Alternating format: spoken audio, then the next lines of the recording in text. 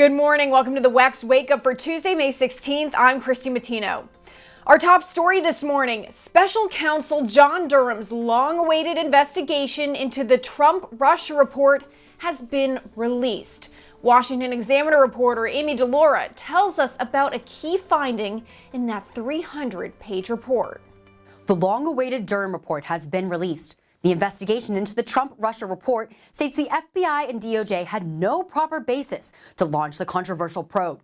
Special Counsel John Durham released his report on the investigation into the allegations of collusion between former President Donald Trump and Russia. The highly anticipated report comes more than 2.5 years after Durham was appointed as a special counsel to investigate the origins of the Trump-Russia investigation. Then Attorney General William Barr tasked Durham, who was the U.S. Attorney for the District of Connecticut at the time, with examining the origins of an investigation the FBI conducted into ties between Trump's 2016 presidential campaign and Russia in April 2019. He later appointed him as special counsel in October 2020, just before the 2020 election. Durham's investigation into the investigators has lasted longer than Mueller's special investigation into alleged ties between the Trump 2016 campaign and Russia. Mueller's inquiry did not establish any criminal Trump-Russia collusion. Republicans have repeatedly called upon Attorney General Merrick Garland to allow Durham to complete his work and to make public Durham's full report. In 2021, Garland noted his support for Durham making his report public.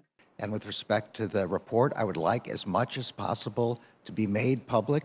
I have to be concerned about Privacy Act concerns and classification, but other than that, the commitment is to provide a public report, yes.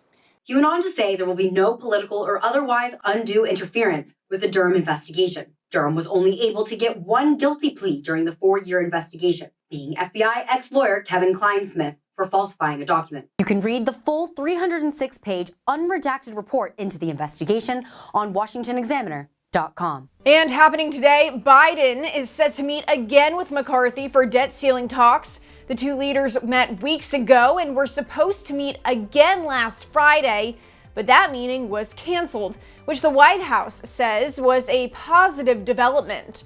It signaled that staff-level talks were going well. But now it's unclear if this new meeting signals otherwise. Well, McCarthy has a different take on the situation, saying he expected the meeting to be rescheduled and that Biden was not taking the threat of default seriously.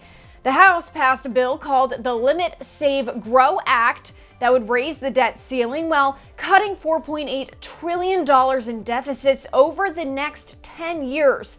President Biden promised to veto that bill, but no other legislation has passed either chamber of Congress. And time is ticking. The United States could default on its debts as soon as June 1st.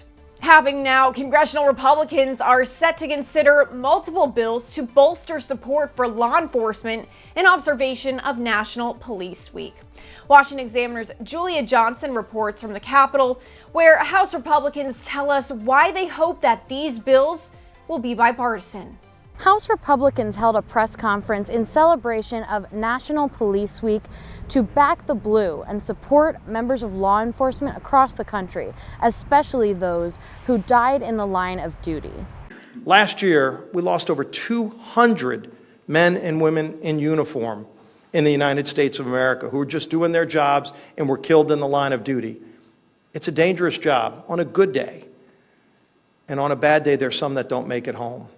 We need to show the respect, we need to show the funding, and we need to stand up for the law enforcement officers to make sure that they can continue to do the job to keep our streets safe. This comes as some of the more progressive members of the Democratic Party are trying to defund police across the country. I'm Julia Johnson for the Washington Examiner. And that's the news on the WEX Wake Up. Be sure to follow us online and on social media so you stay in the know of all those headlines trending in politics.